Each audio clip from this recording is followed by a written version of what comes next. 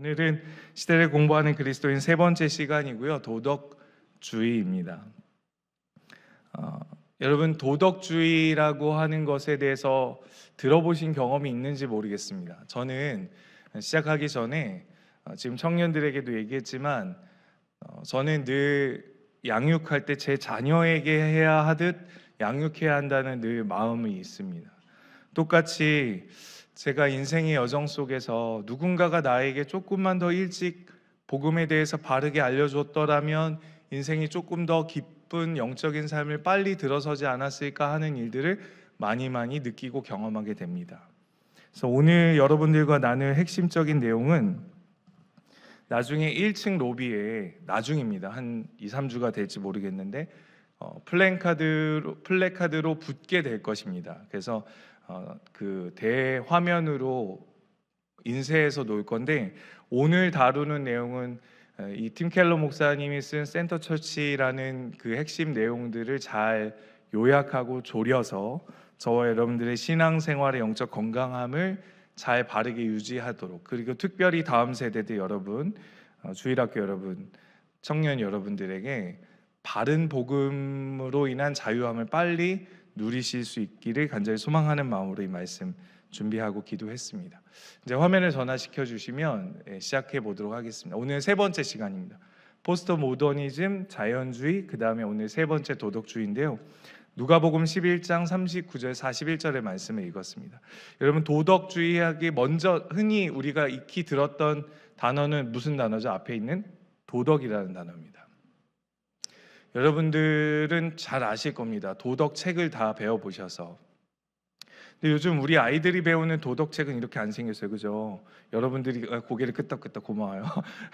이들이 들고 있는 도덕책은 이렇게 아주 깔끔하게 타인과의 관계 뭐 이렇게 되어 있습니다. 우정 뭐 이렇게 다루게 되어 있는데, 도덕이라고 하는 것이 도덕주의가 되면서 이 도덕주의가 교회를 다니는 사람들을 어떻게 공격하느냐, 이것을 우리가 좀 주의 깊게 살펴야 합니다. 교회를 다니는 사람들은 도덕적으로 깨끗하게 살아야 한다라는 생각들을 많이 합니다. 맞을까요? 틀릴까요? 대답을 또 틀리다고 하시면 또 어떡할까 이런 생각이 들어서 답을 못 하실 수 있는데, 이런 생각을 하는데 우리는 조금 더 상위 개념이 성경은 우리에게 요구합니다. 어떻게 얘기할까요? 성경은 우리에게 예수 믿는 사람은 예수님을 따라 삶을 살아야 한다라고 더 큰 상위 개념을 이야기합니다. 오늘 우리가 읽은 복음 누가복음 11장 39절 41절의 배경은 이렇습니다. 예수님과 바리새인이 만나서 식사를 하는데요, 바리새인은 손을 닦습니다. 근데 우리 예수님은 뭐 하죠? 더럽게 손을 안 닦으셨어요.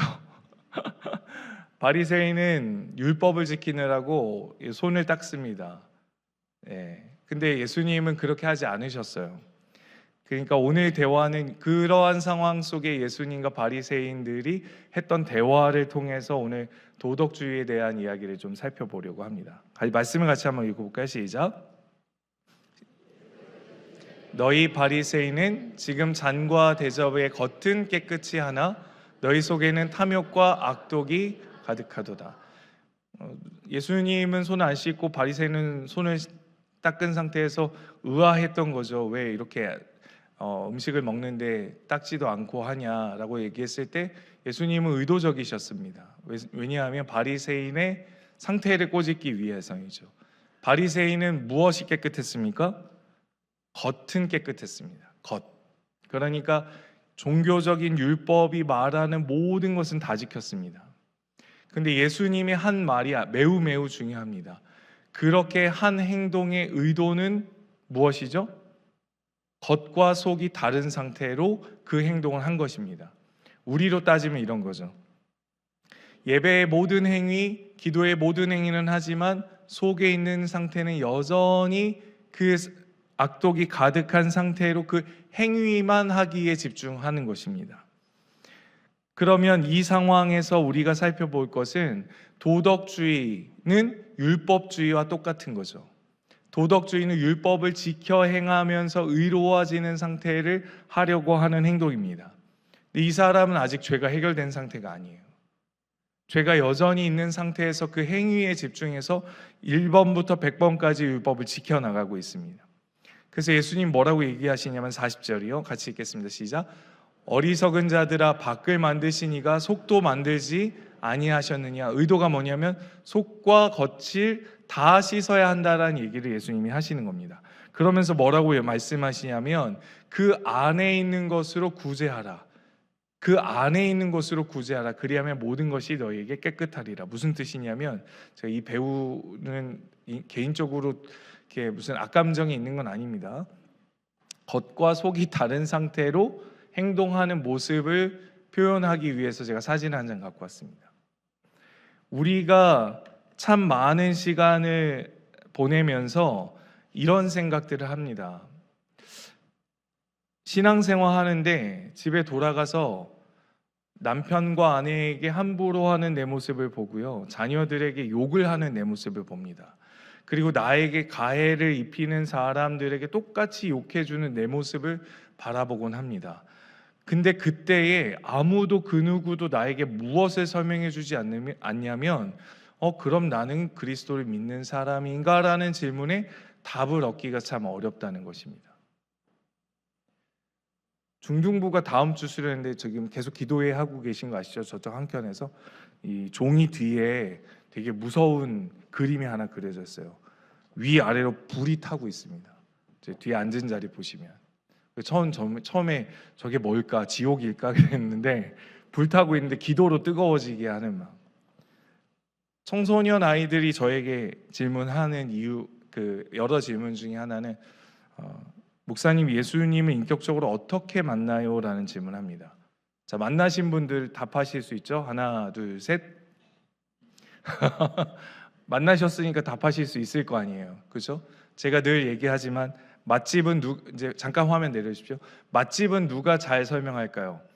맛집 가서 먹어본 사람이 설명할 수 있습니다. 장소, 시간대, 메뉴 중에 어떤 메뉴를 먹어야 하는지 제일 잘 아시죠? 예수님을 인격적으로 만나신 우리 어르신들, 지금 세대 여러분, 우리 중등부 친구들은 질문합니다. 가까운 누구를 제일 괴롭힐까요? 부모님들을 제일 괴롭히죠. 근데 부모님들이 답을 못 하신다면 죄송하지만 오늘부터 나를 세면서라도 질문하시고 자기 자녀가 이해할 수 있는 언어로 답해 주실 수 있어야 합니다. 그래야 만나신 거잖아요. 설명이 안 되는 이유는 그냥 설명이 안 되기 때문이라고 단정 지으시기에는 굉장히 위험할 수도 있습니다. 예수님을 어떻게 인격적으로 만나나요? 라는 질문을 다음 세대들은 합니다. 그러니까 이 상태인 거죠. 여전히 죄를 짓고 있는 내가 어떻게 그리스도인인가라는 일치감을 어떻게 가질 수 있는가라는 것입니다. 우리 청년 여러분, 2청년부 여러분, 지금 1청년부도 기도원에서 열심히 수련회 중이고 뜨거운 부르짖는 시간을 가질 텐데 그 청년들도 여전히 죄를 짓고 있거든요. 근데 여전히 딜레마 가운데 있을 겁니다. 왜요?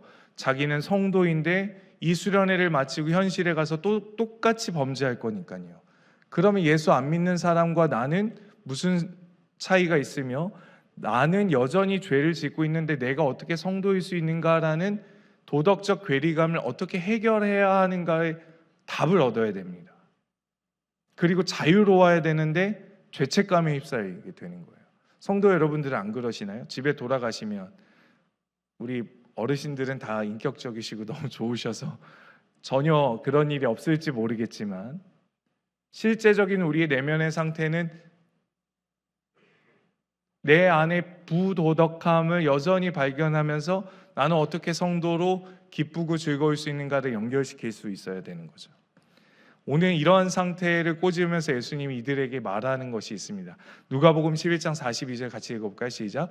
화 있을진저 너희 바리새인이여 너희가 박하와 운양과 모든 채소의 11조는 드리되 공의와 하나님께 대한 사랑은 버리는도다. 그러나 이것도 행하고 저것도 버리지 말아야 할지니라. 지금부터 화 이렇게 나중에 바리새인들에게 내린 화에 대한 설교를 한번 할 때가 있을 것 같습니다. 핵심적인 것은 무엇이냐면 이들에게 있어서 하나님의 말씀이 겉과 속이 겉으로만 율법을 지키려는 행위를 톡 꼬집으신 거죠. 말씀을 같이 한번 읽어볼까요? 시작. 누구든지 온 율법을 지키다가 그 하나를 범하면 모두 범한 자가 되나니. 우리는 신앙생활을 이렇게 생각하는 경우가 많습니다. 하나님의 율법을 따라 지켜 행하는 자가 하나님을 사랑하는 자다라고 생각해서 율법을 지키려고 애씁니다. 그런데 지키면 지킬수록 어떤 마음이 드시죠? 뭐가 발견되시죠? 율법을 지킬 수 없는 자기 자신을 발견하게 될 겁니다. 아무것도 안 느껴지시면 안 됩니다. 율법을 지킬 수 없는 나를 봅니다. 세월을 가면 갈수록, 물론 이 자리에 저보다 훨씬 더 많은 연배로 신앙생활 하신 분들이 있습니다. 그런데 저는 구원받고 지금까지 살면서 무엇을 발견하냐면 율법을 잘 지킬 수 있는 나를 발견하는 게 아니라 율법을 아무리 지키려 해도 지킬 수 없는 내 자신을 발견합니다. 앞으로 살면은 더 많이 그런 내 자신을 발견하겠죠. 이런 상태가 되는 거죠. 점수를 매겼는데 어떤 상태죠? 점수를 매겼는데 몇 점을 맞는 거죠? 늘 100점을 못 맞는 거예요. 99점. 우리 사랑하는 친구들 99점 맞으면 칭찬받아요. 부모님이 항상 100점 맞아야지라고 꼭 하시나요? 100점 맞아야지 했고. 그러니까 패스가 안 되는 거예요. 하나님 앞에서 율법을 지키려는 내 자신의 노력을 아무리 한다 할지라도 하나님 앞에서는 그것이 의롭다고 칭해질 수가 없는 겁니다. 하나님 앞에서 의로워지려면 항상 뭐 해야 되냐면 항상 100점 만점을 맞아야 되는 거예요. 그러니까 거룩해지려고 애쓰고 도덕적으로 깨끗해지려고 애쓰면 애쓸수록 무엇을 우리는 발견하게 되냐면 그 율법을 지킬 수 없음을, 그 도덕적인 거룩함을 지켜낼 수 없음을 발견하게 됩니다. 그런데 우리는 신앙생활하면서 깨끗해지려고 거룩해지려고 도덕적으로 선해지려고 노력하다 보면 어떠한 상태가 되냐면 교만해지게 되죠. 저는 청년 때 많이 경험했습니다. 큐티를 제가 안 하다가 큐티 책을 사서 큐티 책을 깨끗하게 2달치를 한 번도 안 빼놓고 하잖아요. 제가 어떻게 될까요? 어깨에 뽕이, 그 거만함이, 오만함이 진짜. 큐티 안 하는 사람은 죄송한데 사람 취급을 안 했습니다. 제가 기도 안 하는 사람, 그리고 기도해도 일찍 나가는 사람 제가 얼마나 많이 정죄했는지 모릅니다. 제가 많이 살인했어요. 살인은 어떻게 하는 거죠? 미워하면 살인하는 거잖아요. 그죠? 예수님의 기준은 사람을 칼로 찔러 죽인 사람이 살인한 게 아닙니다. 요즘 뉴스에서 핫 이슈가 된 아이를 죽인 그런 살인이 아니에요. 예수님의 기준, 여러분들과 저는 예수님의 기준으로 사는 사람들입니다. 그 예수님의 기준이 느껴지지 않으면 우리는 복음을 경험한 사람이라고 말할 수가 없습니다. 여러분들과 제가 얼마나 많이 손에 피를 묻히고 사는 사람인지를 발견하지 못하면 나중에도 나오겠지만 여러분 회개할 거리가 없습니다. 신앙생활 오래 했는데 회개할 거리가 많은 사람이 복음을 경험한 사람입니다. 신앙생활을 하면 할수록 회개의 거리가 깊어지고 넓어져야 되는데 신앙생활 오래 하면 오래 할수록 회개할 거리가 없어요. 그냥 하나님 제가 잘 왔죠? 저 괜찮죠? 이렇게 하다 갈 거예요. 왜죠? 도덕주의는 그렇게 만들거든요. 사람을. 한계 많거든요. 누가요? 우리가요. 내 자신이요. 그래서 윤리 도덕적으로 하나님 제가 이래도 얼마나 깨끗하게 산 줄 아십니까? 저는 입술로 누군가를 저주하지도 않았습니다. 마음으로는 다 해놓고요. 자녀를 한 번도 욕해 본 적이 없고 남편도 한 번도 미워해 본 적이 없다고 말합니다. 마음으로는 원수 맺어놓고요. 그렇죠? 당신 때문이라고 얼마나 수많은 원망과 저주와 불평을 쏟아내놓고 입 밖으로 안 꺼내놨다고 하나님 앞에서 깨끗하다고 말하는 것이 우리입니다. 그러니 도덕주의는 우리를 신앙생활하면서 정말 바리새인 그 이상을 뛰어넘을 수 있도록 만드는 거죠. 그러니 그만큼 살아내지 못하는 사람을 보면 손가락질합니다. 겉으로는 안 해도 속으로는 다 하는 거죠. 그러니 도덕주의는 단순히 교만하게만 만드는 것이 아니라 자연스럽게 누군가를 판단하게 만듭니다. 교리 공부를 제가 THM을 교리 조직신학 공부했는데 교리 공부하면서 반드시 하지 말아야 될 행동은 교리를 배우면서 다른 사람 판단하는 것입니다. 이건 잘못됐어, 이건 잘못 주장하는 거야, 이렇게만 판단하는 거죠. 근데 여러분, 우리는 우리의 삶을 잘 세우며 희한하게 어디로 흘러가냐면 그렇게 세우지 못한 사람을 정죄하는 데로 흘러갑니다. 이거 누가 잘할까요? 목사가 잘합니다. 목사가 잘합니다.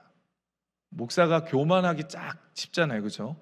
뭔가 설교도 하고 기도도 하고 살아갈 것만 같은 삶을 사니까요. 근데 여러분, 제가 하나님 앞에서 늘 서면 골방에 들어가서 기도하면 하나님이 저에게 이렇게 얘기하시는, 너 뭐 하냐, 이렇게.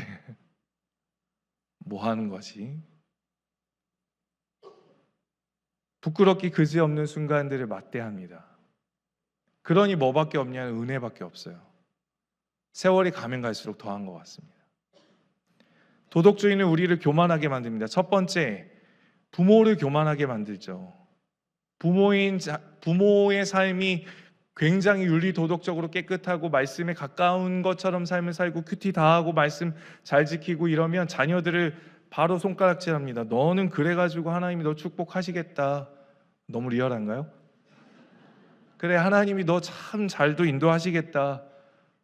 야, 그래가지고 하나님이 너 기뻐하시겠냐? 기도도 하고 큐티도 하고 말씀도 보고 성경 공부도 해야지. 그래 하나님이 너 기뻐하시지.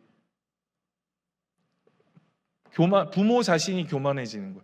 부모가 율법주의로 나아가니까요. 부모가 도덕주의로 나아가니까요. 부모가 하나님 앞에 잘 보였거든요. 할 거 다 했거든요.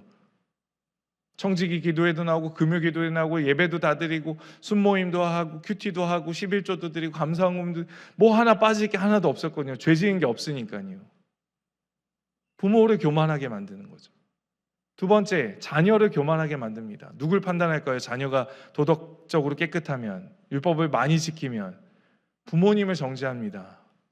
부모를 하대하는 거죠. 부모를 함부로 대하는 것입니다.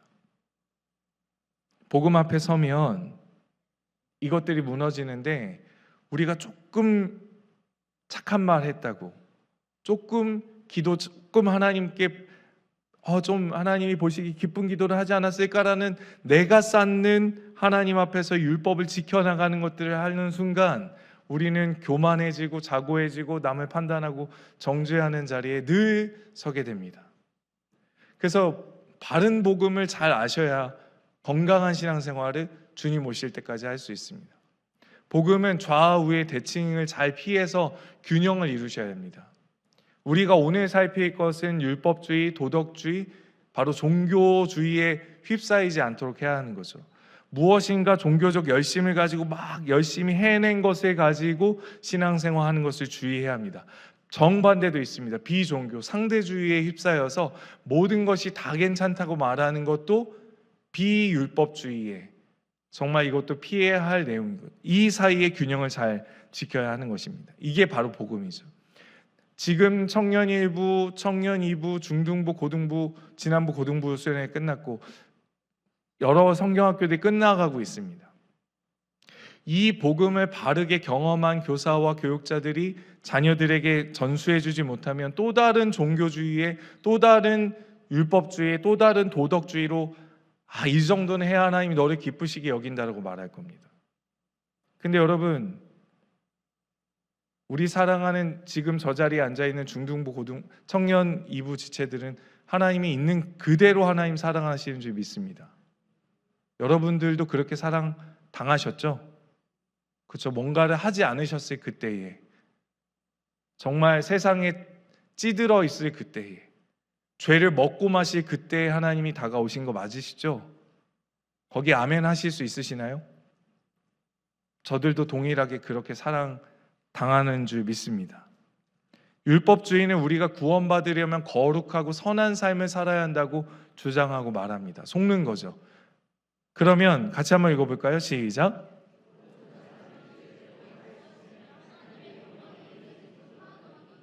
모든 사람이 죄를 범해서 모든 사람이 하나님의 영광에 이르지 못한 상태가 되었습니다. 그러면 행위적으로 열심을 낸다 할지라도 하나님의 영광에 이를 수 있을까요? 없을까요? 없어요. 없어요. 예배 시간에 안 떠든다고 천국 가는 거 아니에요.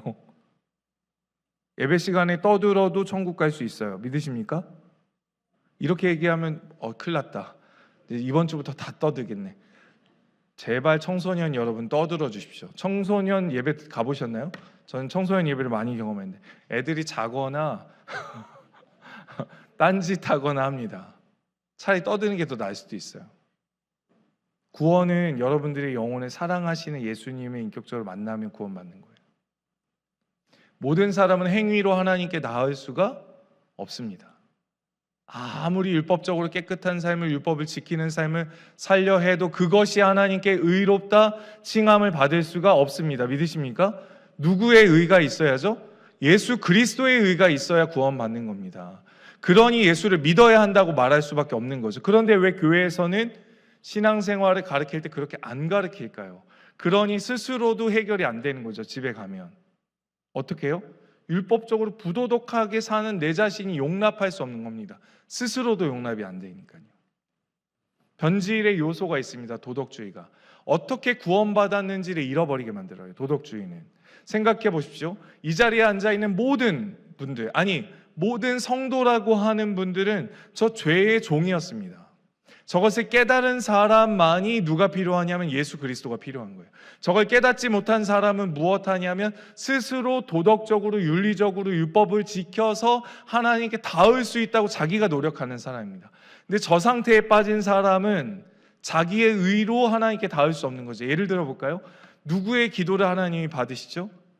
바리새인의 기도를 받으시나요? 아니면 세리의 기도를 받으시나요? 그렇죠? 성경은 죄인의 기도를 들으시잖아요. 하나님 제가 얼마나 하나님께 많은 예배와 헌물과 율법을 지켰는지 아십니까? 이 기도를 들으시나요? 하나님 저는 죄인입니다.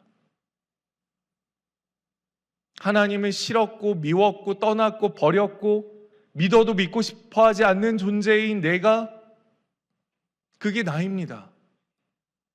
이 사람이 받아들여지는 것이 복음이죠. 그러니 여러분 우리가 얼마나 도덕주의에 쌓여 있냐면 죄송합니다. 지금 여기 교회인데 여기에 작은 글씨로 뭐로 써 있는지 아시죠? 네, 누가 오셨어요. 여러분 주일학교 친구들에게 물어볼게요. 여기 다니면 구원 받을까요? 못 받을까요? 못 받아요. 그러면 여러분들은 구원 받을까요? 못 받을까요? 이러지도 못하고 저러지도 못하는 질문을 여러분 질문 드려볼게요. 우리가 얼마나 도덕주의에 쌓여 있냐면 여러분 여기에 있는 사람들이 구원받기 쉬울까요? 이런 사람이 구원받기 쉬울까요? 여러분 공통분모가 있습니다. 모두 다 뭐죠? 모두 다 죄인이에요. 모두 다 죄인입니다. 안 죄인인 사람은 아무도 없습니다. 근데 우리는 특권의식을 가져요. 유대인처럼요. 혈통으로 난 유대인처럼 어느 순간 내가 저들보다 낫다는 생각을 하기 시작합니다. 그래서 누구 오신 날을 자꾸 보면 아유 지옥 갈 놈들 이렇게 하는 거예요. 여러분 죄송하지만 성경 그대로 우리 모두에게 저 포함 우리 모두에게 앉혀볼까요? 하나님이 봤을 때 우리 모두는 뭐하죠? 지옥 갈 사람들입니다. 거기에 아멘이 되시는 분들이 복음을 경험하신 분들이죠. 도저히 그들과 나의 차이는 딱 하나, 그냥 은혜를 입은 거. 만약 저는 너무 아찔한 게 그 하나님의 은혜가 나를 지나갔으면 어떡하지? 라는 생각이 문득 들 때마다 진짜 소스라치게 놀랍니다. 그냥 다른 게 없는 거예요. 그냥 그저 은혜인 거예요. 여러분 모두 죄인이니까 모두 은혜로 구원받는 겁니다. 모두 은혜로 구원받는 거예요.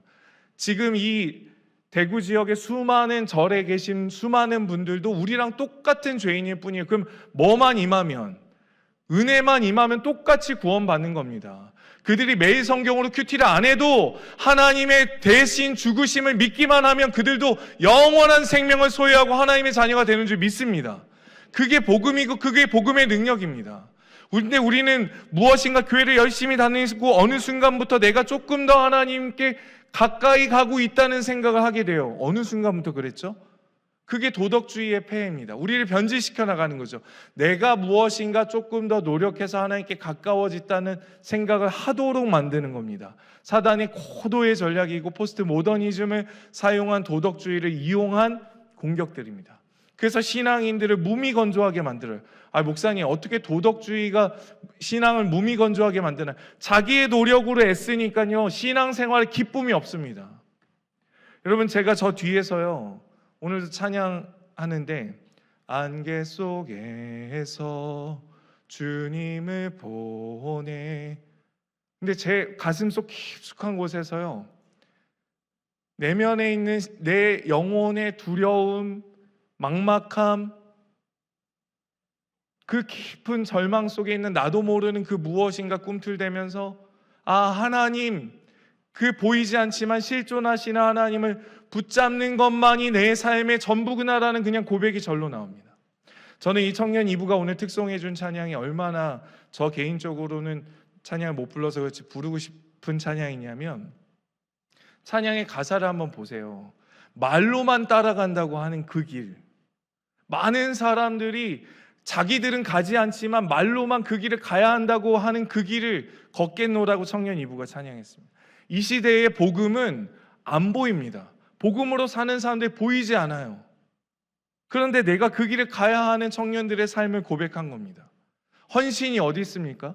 대가가 없는데, 이익이 없는데 다른 사람을 섬겨주는 게 어디 있어요?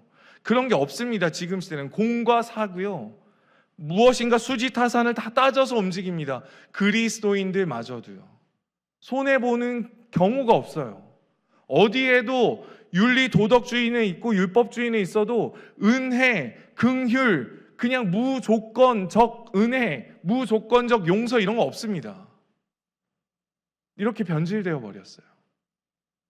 하나님의 은혜는 거저 받았는데 신앙생활은 자기 열심으로 하는 말도 안 되는 상태의 삶을 살아갑니다. 그러니 용서할 수 없는 거죠. 그러니 무엇인가를 더 줄 수가 없는 겁니다. 내가 받은 만큼 돌려줘야 되거든요. 여러분, 우리는 받은 만큼 돌려줄 수 있는 사람들이 아닙니다. 받은 게 너무 커서요. 다 꺼내줘도 될까 말까 한 사람들이 우리 아닙니까? 그게 성도 아닌가요? 도덕주의는 우리를 또다시 이렇게 변질하게 합니다. 변질되게 합니다.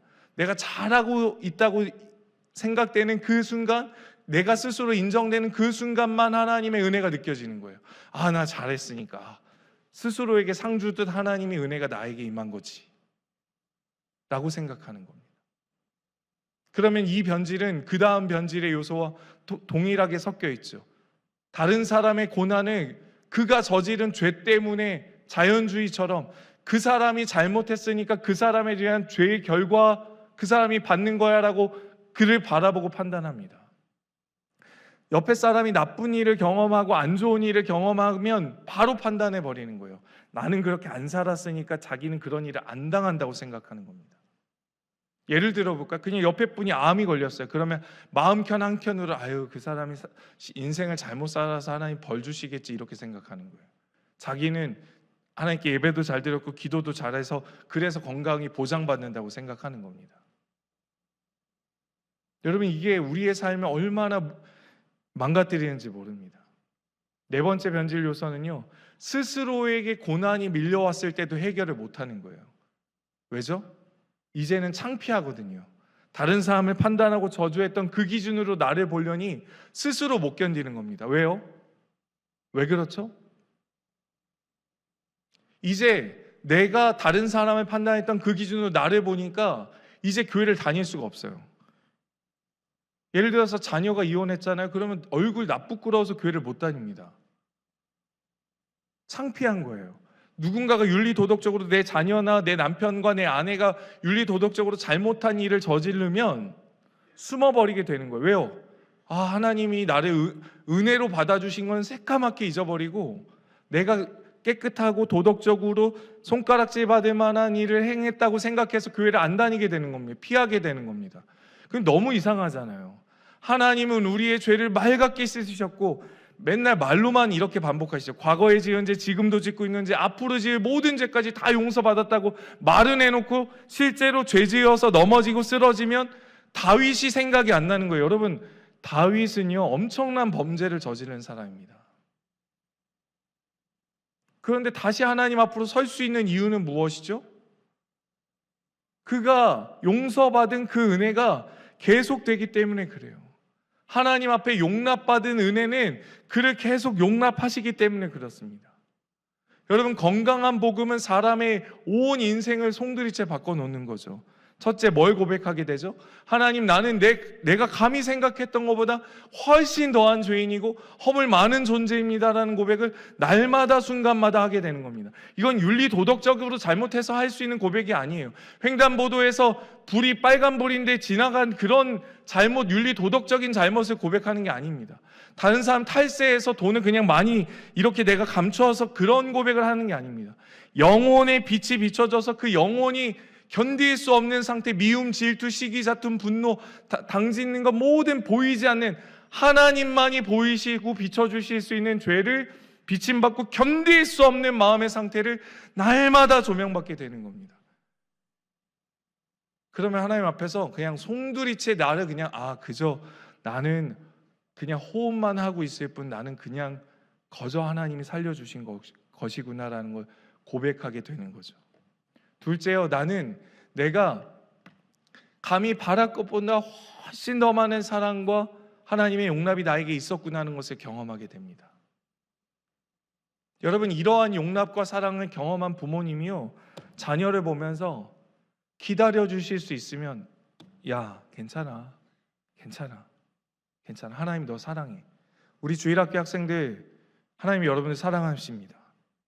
여러분들이 어느 학교, 어느 직장, 세상에 내놓으라는 밸류 있는 회사를 다니지 못한다 할지라도 하나님은 여러분들 사랑하십니다. 여러분, 세상에 성공을 하지 못해도 하나님은 여러분들 사랑하세요. 그게 복음입니다. 그것을 경험한 사람들이 말해줄 수 있는 간증과 실제적 삶이 없으면요, 우리의 다음 세대들을 어떻게 이끌 거냐면 예배 똑바로 드려야지, 졸아, 지금 자, 어떻게 하나님 말씀이 쏟아지는데 잠을 잘 수 있어, 이렇게 키우는 거예요. 근데 우리는 다 어떻게 하셨죠? 장의자를 뛰어다니면서 노시지 않으셨어요? 그렇죠? 장의자 이렇게 저만 그랬나 봐요. 장의자에 누워서 자기도 하고요. 하나님의 용납하심을 경험한 사람들이 복음을 경험한 사람들이죠. 우리는 늘 날마다 내 인생을 뒤돌아보면 빵점이에요. 안 돼요. 신앙생활이 좀 된 줄 알았는데, 목회자로 살면 좀 의로워진 줄 알았는데 내면을 뒤돌아보면 빵점인 거예요. 안 되는 아빠예요. 안 되는 엄마예요. 안 되는 교사 선생님이신 거예요. 안 되는 중직자이신 거예요. 그런데 내 삶을 뒤돌아보니 그러니 다 하나님의 은혜가 되는 거예요. 내가 의롭다 칭함을 받은 것은 로마서 말씀에 또 다른 한 의가 온 것뿐이에요. 12월 25일 날 말씀도 나눴지만, 그래서 이분이 나타나셨죠. 이분이 시험 푸시잖아요. 우리는 빵점인데 이분이 맨날 100점 맞아주시는 거예요. 이분이 100점 맞아주시고 이름은 누구라 쓰는 거예요? 우리 이름 적어주기 때문에 우리가 의롭다 칭함을 받는 거예요. 아무리 우리가 성화의 과정을 열심히 노력한다 할지라도 스스로 실망하게 되는 내 모습 속에 맨 마지막은 그리스도의 의로 말미암아 의롭다 칭함을 받는 사람이 성도가 되는 줄 믿습니다. 그러니 윤리 도덕적으로 늘 넘어지고 쓰러지는 남편과 아내, 그리고 인생을 살아가면서 늘 부도덕한 내 모습을 보면서도 그 끝자락에 예수 그리스도의 의를 찍을 수 있는 사람만이 도덕주의와 율법주의를 뛰어넘은 그리스도의 복음을 체험하고 날마다 용납되어지는 하나님의 은혜, 그리스도의 십자가의 은혜를 경험하게 되는 줄 믿습니다. 그래서 복음은 능력이 있는 거죠. 그래서 복음은 우리를 겸손하게 합니다. 복음은 도덕적 우월감을 파괴시켜 버려요. 내가 무엇인가를 많이 읽고 많이 했고 많이 했다는 것을 자랑하면 할수록 부끄럽게 그지없는 상태가 되는 것입니다. 나이가 어리다고 이들보다 내가 더 성경 많이 알고 창세기부터 계시록까지 많이 해서 줄줄줄줄 설명한다 할지라도 내 내면을 하나님 앞에서 뒤돌아보면 너 뭐하니? 라는 질문을 받게 되는 거예요.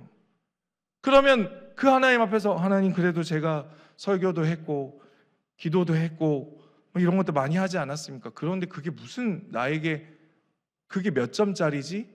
질문하면 빵점이에요. 너가 그 설교 준비하고 그렇게 살았던 점수? 네가 그동안 들어왔던 예배 속에 순종했던 것의 개수 하염없이 마이너스 마이너스 마이너스 마이너스. 빵점이면 감사한데 마이너스 100점. 그런데 그 자리에서 100점을 쫙 채점해서 제 이름을 써주시는 분 누구요? 예수 그리스도. 할렐루야. 그러니 우린 지금 죽어도 어디 가는 거죠? 천국에 갈 수 있는 겁니다. 할렐루야. 그게 복음의 능력이고 그게 우리가 살아야 된 이유고 그게 우리가 이 세상에 복음을 증거해야 될 이유 아닙니까? 복음은 우리를 영적인 파산의 상태에서 그리스도를 거저 주셨음을, 그래서 우리가 살게 해주셨음을, 의미 있는 인생으로 바꾸어 주셨음을 우리를 경험하게 하는 거죠. 그러니 복음은 우리를 우리 스스로를 믿을 수 없게 합니다. 우리 스스로를 믿을 수 없다고 고백하게 합니다. 그래서 오직 은혜, 오직 하나님의 말씀밖에 없는 것이죠. 같이 말씀 읽어볼까요? 같이 읽겠습니다. 시작.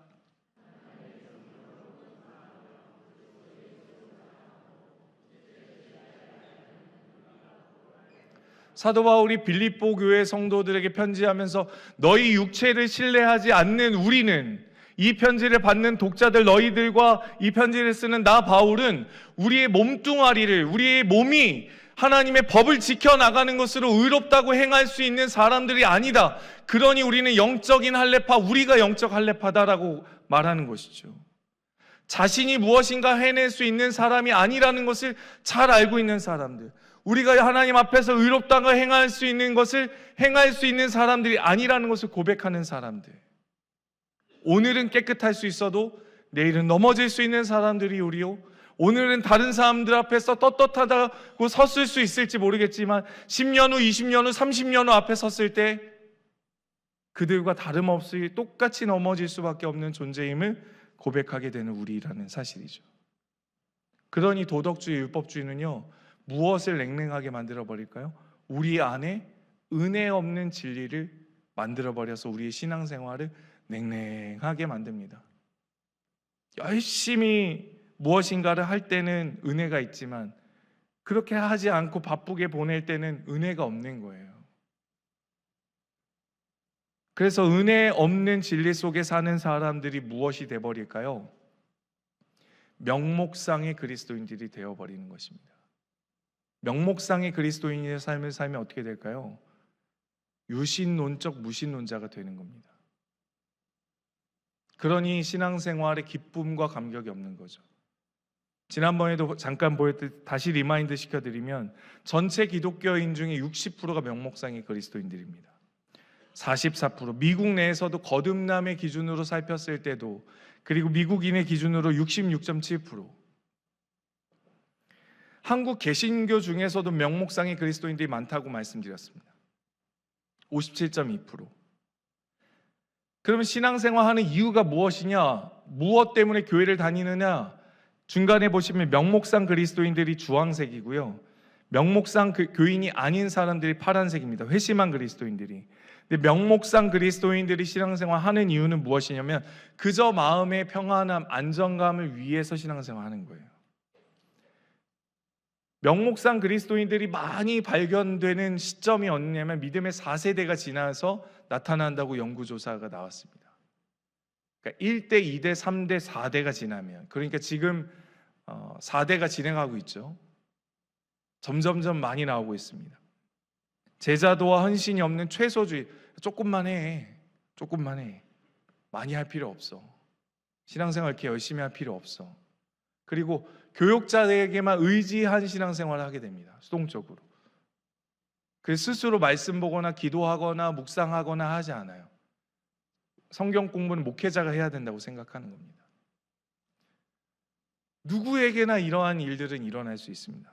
목회자라고 해서 피해갈 수는 없다는 거죠. 한국교회 출석교인의 40% 가까운 사람들이 명목상 그리스도인들이고요, 10명 중 6명입니다. 그런데 심각한 것은 무엇이냐면, 좀 넘어가 보겠습니다. 중직자 중에서도 26%가 4명 중 1명 꼴이 명목상 그리스도인들이 되어버렸다는 연구조사가 나왔습니다. 4명 중 1명. 그러니 도덕주의, 종교주의, 율법주의에 빠진 한국교회가 정말 바른 복음을 체험하고 경험하지 못한다면 늘 날마다 도덕적인 삶을 살지 못하는 자기 자신의 모습에 실망하고 좌절하고 절망해서 헤어나올 수 없는 상태가 되는 거예요.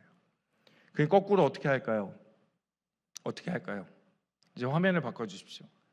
준비한 걸 다 하면 오늘 밤을 샐 것 같아서 네, 오늘은 여기까지만 하겠습니다. 도덕주의로 인해서 스스로 거룩해지려고 아무리 애써도 마침표를 정확하게 찍으셔야 돼요. 아, 예수 그리스도 밖에는 내 안에 거룩해질 수 있는 근거가 없구나. 그래서 나는 은혜구나. 우리 모두는 그리스도로 말미암은 삶을 살아갈 수밖에 없구나. 그래야 은혜로 다시 출발하고 그 은혜로 힘을 얻고 그 하나님의 능력으로 말미암아 삶을 살 수 있게 되는 줄 믿습니다. 우리 부강교회 모든 성도님들, 저와 여러분들의 요만한 행위, 10년짜리 20년짜리 행위로 하나님 앞에 의롭다 칭함을 받으려 한다 할지라도 우리는 그것으로, 그 육체의 행위로 하나님께 의로워질 수가 없습니다. 오직 나를 대신해서 죽으신 예수 그리스도의 은혜, 그 대속의 말미암아 우리가 의로워지는 줄 믿습니다. 그 은혜가 우리 청년 1부 지금 저녁 집회 시간, 청년 2부 저녁 집회 시간, 그리고 내일부터 시작하는 또 중등부 수련회 가운데, 내일 모레부터 시작하는 중등부 수련회 가운데 우리 다음 세대들이 경험되고 좀 체험되어지는 하나님의 놀라운 복음의 은혜 나타나기 간절히 소망합니다. 우리 기도하고 찬양했으면 좋겠습니다. 우리 이 시간 찬양할 때 하나님 앞에 고백했으면 좋겠습니다. 영적인 정결함, 예수 그리스도로 말미암아 주시옵소서.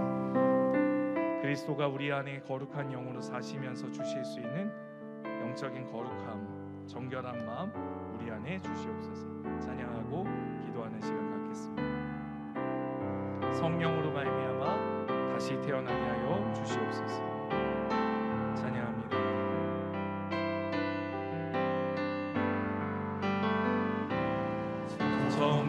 정결한 마음 주시옵소서. 주님, 오 주님, 정직한 영을 한 번 더 고백하겠습니다. 성령을 통하여 우리를 조명하여 주시옵소서. 정결한 마음 주시옵소서. 정결한 마음 주시옵소서. 오 주님, 정직한 영을 새롭게 하소서.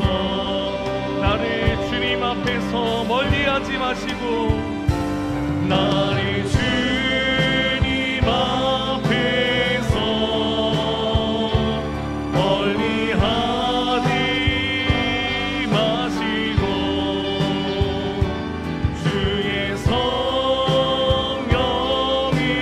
거두지 마옵소서.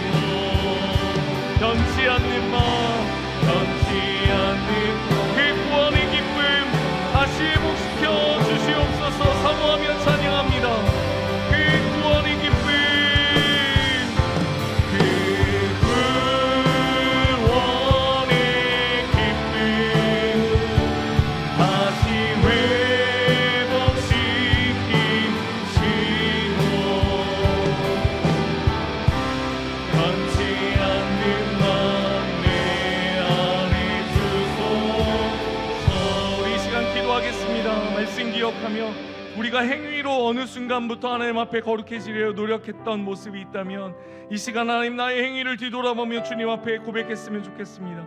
나의 행위와 열심히 하나님 앞에 의로워질 수 있는지를 여러분 뒤돌아보십시오.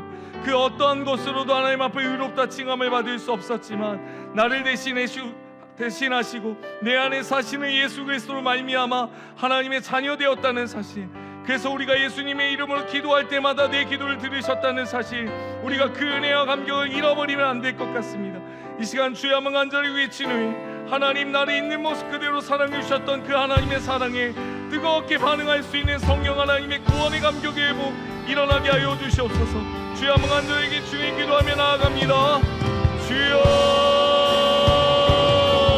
살아계신 하나님, 살아계신 하나님, 우리의 그 어떠한 노력과 애씀이다 할지라도 하나님 그것이 하나님께 의롭다함을 하나님 받을 수 있는 조건이 되지 않으면 다시 한번 이 시간 깨닫고 주님 앞에 하나님 고백하며 기도하며 나아갑니다. 하나님 나를 그저 사랑해 주셨고 그리스도 밖에 있었던 나를, 그리스도 밖에 있었던 나를 사랑해 주시고 그런 말도 안 되는 나를 의롭다 칭해 주셨던 하나님의 사랑, 하나님 그것이 나를 구원하셨다는 의미, 그로 말미암아 내가 구원받았다는 사실에 잊어버리지 않게 도와주시오.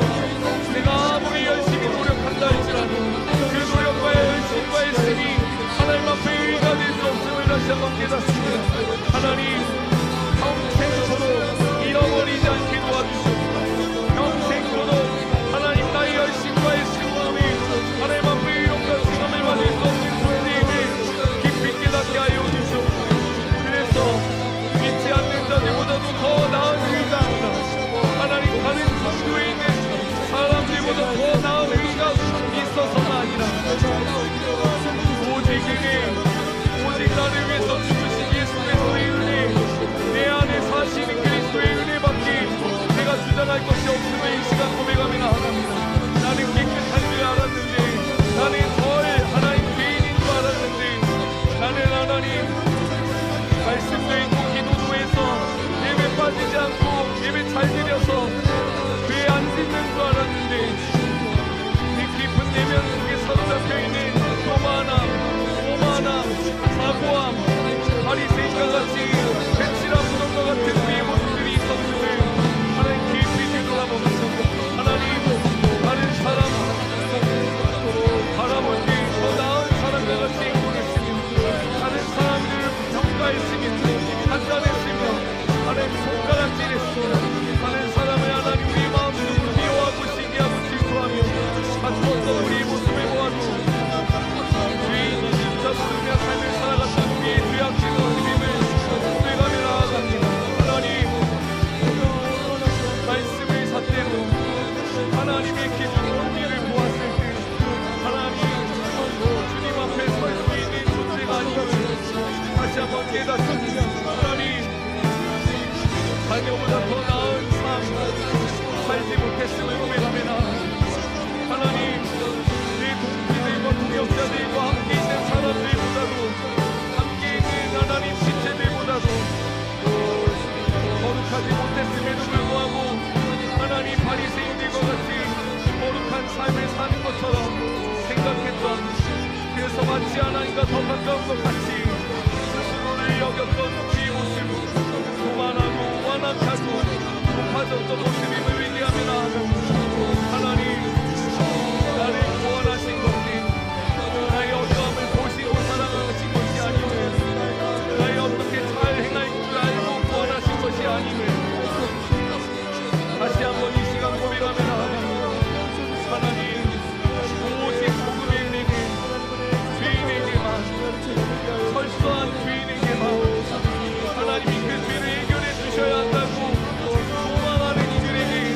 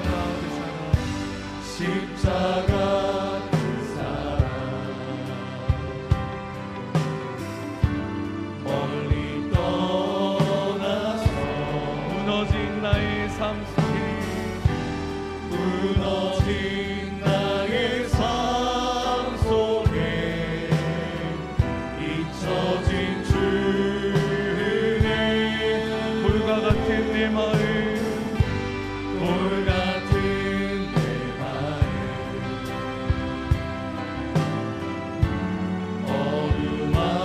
어루만지사 다시 일으켜 세우시, 다시 일으켜 세우시 주를 사랑합니다. 고백합니다. 하나님, 주님 사랑합니다. 날 붙들어 주시옵소서. 주 나를 보호하시고 날 이끄시니 나를 못 외롭고 있는 모습 그대로를 통하여 주님의 자녀라 주 너를 보호하시고 주 너를 보호하시고 있는 모습 그대로 널 붙드시리 너는 못 외롭고 좁기 이절로 한번 고백했습니다. 지나간 일들을 기억하지 않으신 하나님의 은혜, 지나간 이것이 복음이고 은혜입니다. 기억하지 않고 이것이 복음입니다. 이전에 행한 모든 일 생각지 않으리 사막에 강물과 길을 내시는 하나님, 길을 내신 내 인생 속에 하나님 새 일을 행하실 줄 믿습니다. 내 안에 새일 행하신 주만 믿음으로 고백합니다. 하나님 나를 붙들어 주시옵소서. 주 나를 보호하시고 날 붙드시리 나는 못 외롭고 좁기 주님의 자녀라 주 너를 보호하시고 주 너를 보호하시고 널 붙드시리 너는 못 외롭고 좁기 주의 자녀라 우리 이 시간 다른 공간에 있지만 우리 또 이 자리에 있지만 우리 청년 일부 수련회를 보내고 있는 가운데 저녁 집회 가운데 지금 청년 2부 이 자리에 우리 청년들 가운데 성령 하나님의 이 말도 안 되는 하나님의 은혜, 그 복음의 은혜 압도되게 하여 주시옵소서. 인생 가운데 새 일을 행하실 예수 그리스도, 그분으로 말미암아 인생 전체가 달라지는 놀라운 복음의 은혜가 우리 사랑하는 청년들의 인생을 사로잡게 하여 주시옵소서. 성경학교와 수련회를 통하여 하나님이 사로잡으시면 바뀌실 수 있는 그 놀라운 인생 될 수 있도록 예수님을 인격적으로 만난다는 것이 무엇인지 깊이 경험하고 체험되는 성경학교와 수련회 되게 해달라고 우리 이 시간 마음 다해 힘을 다해 목숨을 다해 주여 한 번에 주 간절히 기도하며 나아갑니다. 주여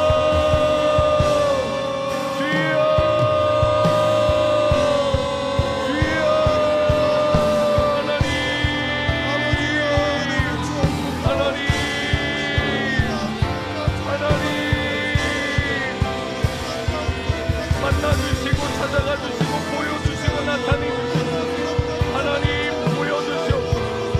하나님 살아계심을, 하나님 전능하심을, 하나님 인격적으로 대화하시는 분이심을 찾고자 하는 자에게 만나주시고 만지고자 하는 자에게 하나님 만져지게 하여 주시옵소서.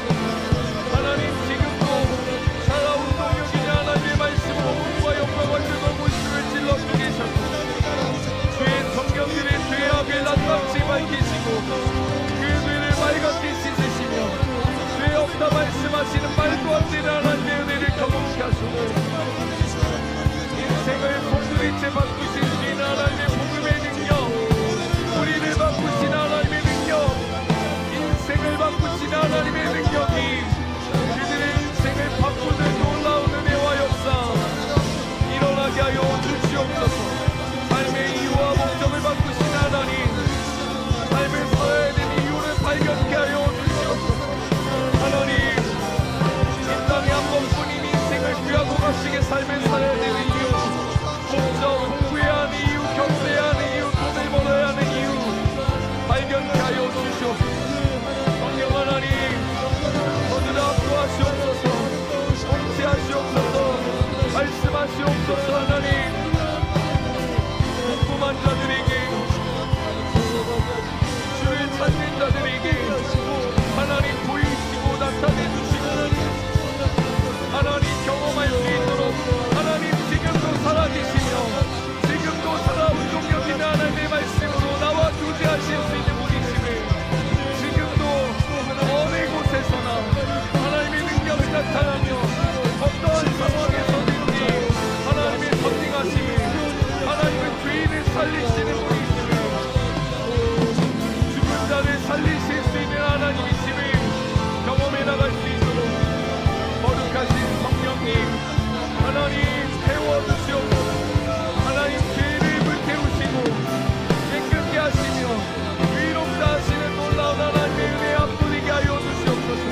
하나님의 사랑을 경험하고 체험할 수 있는 놀라운 은혜와 사랑이 자녀들의 인생을 송두리째 바꿔나갈 수 있도록 하나님 우리가 경험했던 하나님 지금도 동일하게 역사하신 하나님으로 나타내어지고 증거되어질 수 있도록 하나님 역사하여 주시옵소서. 성령의 불로 오시옵소서. 성령의 불로 임재하여 주시옵소서. 우리의 영혼 가운데 헛된 마음을 불태우시고 오직 하나님의 마음을 그들의 영혼 속에 담으셔서 그의 영혼이 새로워진 놀라운 역사가 나타나게 하여 주시옵소서. 오메가며 나아갑니다. 성령의 불로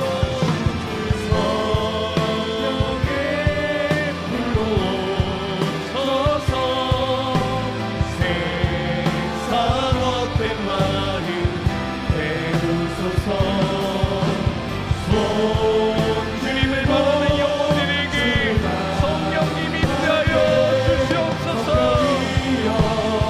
성령이여 임재하여 주시옵소서. 빛바르게 거룩하신 성령의 찬양합니다. 거룩하신 성령이여 우리에게 임하소서. 성령이 불러오셔서 성령의 불러오셔서 생사 롯된 마음 태우소서. 손들고 주를 바랄 때 성령이여 성령이여 성령이여 성령의 불로 임하여 주시옵소서. 성령의 불로 오셔서 생사 롯된 마음 임재하여 주시옵소서. 주를 찾는 자들에게 보게 하시옵소서. 들고 주를 바랄 때 성령이여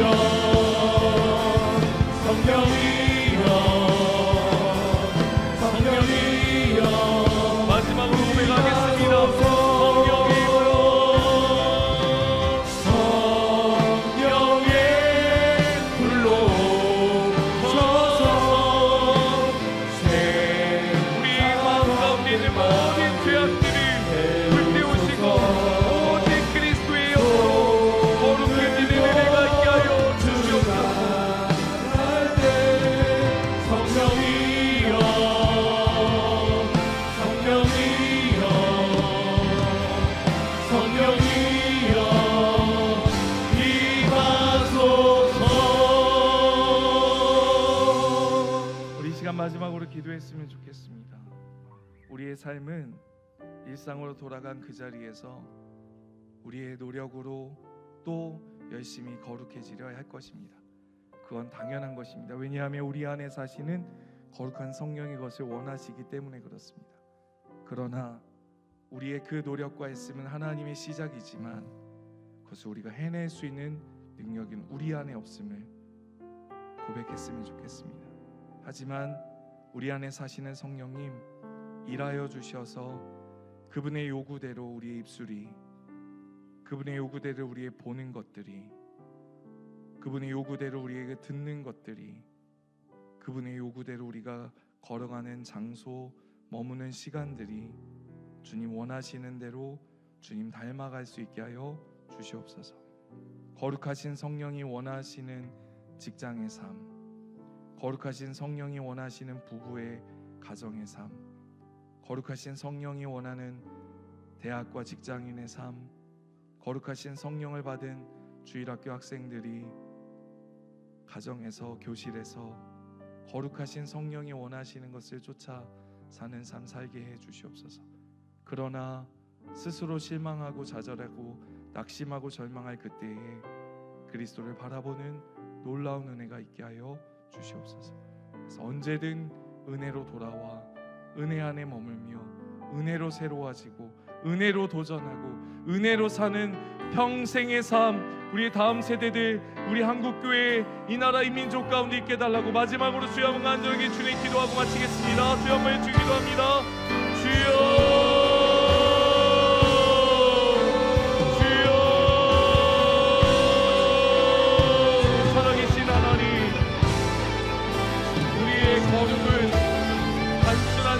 열심히 아님을 고백합니다. 단순히 하나님 내가 율법을 지켜서 이루어지려 하는 것이 아님을 고백합니다.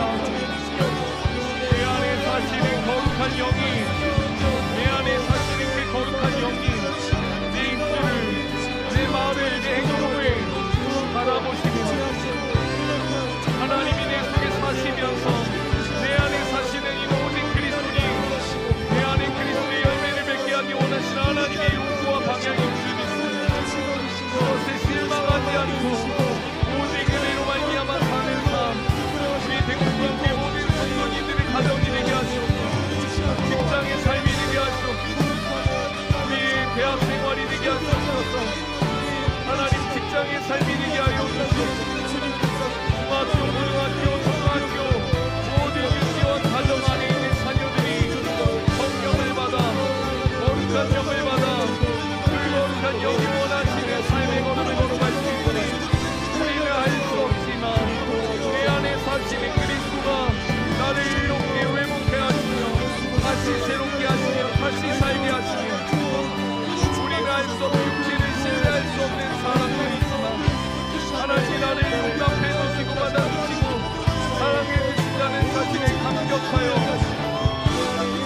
평생의 삶을 살아가니 죄 용서함 받은 의인으로 사는 죄인이지만 의롭게 된 사람으로 삶을 살아가는 진정한 복음을 경험한 사람 되어질 수 있도록 하나님 역사하여 주시옵소서. 일상의 승리가 있게 하시옵소서. 일상의 매일의 영적인 삶의 승리가 우리 가운데 일어나게 하여 주시옵소서. 나를 신뢰하지 않고 나는 내 내면을 신뢰하지 않고 나의 잘할 수 있음을 신뢰하는 것이 아니라 내 안에 사시는 성령이 말씀하시는 것을 신뢰하고 내 안에 사시는 성령은 하나님이시기에 끊임없이 나에게 요구하시고 요청하시는 분이기에 하나님을 신뢰하는 믿음으로 승리의 삶을 살기를 간절히 소망하옵소서. 하나님 은혜 내려주소서. 주님 사랑과 은혜가 풍성하신 하나님, 은혜로 구원받아 놓고서는 어느 순간 나의 열심과 나의 애씀이 세상 사람들보다 괜찮은 사람인 것처럼 인정받고 있다고 스스로 착각하고 삶을 살았던 교만함이 발견됩니다. 나는 뉴스에 나오는 사람처럼 죄를 짓지 않았다고 죄인이 아닌 것처럼 신앙생활 했었음을 고백하며 나아갑니다. 윤리 도덕적인 세상의 사회법으로 걸리는 그런 죄를 짓지 않았다고 나는 괜찮은 사람인 것처럼 신앙생활 했지만 하나님과 하나님의 법은 늘 우리를 죄인으로 고백해야 하며 죄인으로 들추어내며 죄인으로 나타내 보이시는 율법의 거울의 기능을 우리는 깨닫습니다. 그 어떠한 평생의 노력도 하나님 앞에 의롭다 칭함을 받을 수 없는, 육체를 신뢰할 수 없는 사람임을 이 시간 고백하오니 우리의 겸손의 고백을 통하여 예수 그리스도가 우리의 주인 되어 주시옵소서. 나의 삶은 그리스도의 것입니다. 우리의 모든 인생은 주께서 핏값 주고 사신 귀중한 인생입니다. 그렇기에 우리 안에 사시는 성령님, 우리에게 끊임없이 요구해 주시고 요청해 주셔서 그 말씀대로 살아가는 즐거움, 임마누엘의 하나님이 나와 동행하시는 그 기쁨, 감격 잃어버리지 않게 도와주시옵소서. 가정에서 넘어지고 쓰러지는 내 내면의 모습을 볼 때마다 신앙인이 아닌 것처럼 삶을 살아가는 모습을 발견하며 스스로 절망하고 좌절하는 그 순간, 그 자리에서 그리스도의 은혜를, 용납하심의 은혜를 경험케 되는 복음의 감동, 감화 역사를 날마다 순간마다 경험하는 우리 부강교회 모든 성도님, 저와 우리 모두에게 도와 주시옵소서. 그래서 이 복음의 기쁨과 감격을 이 세상에 믿지 않는 자들에게 나누고 증거할 수 있는 복음의 전파자들 될 수 있도록 역사 주장하여 주시옵소서. 감사드리며 예수님의 이름으로 기도하옵나이다. 아멘.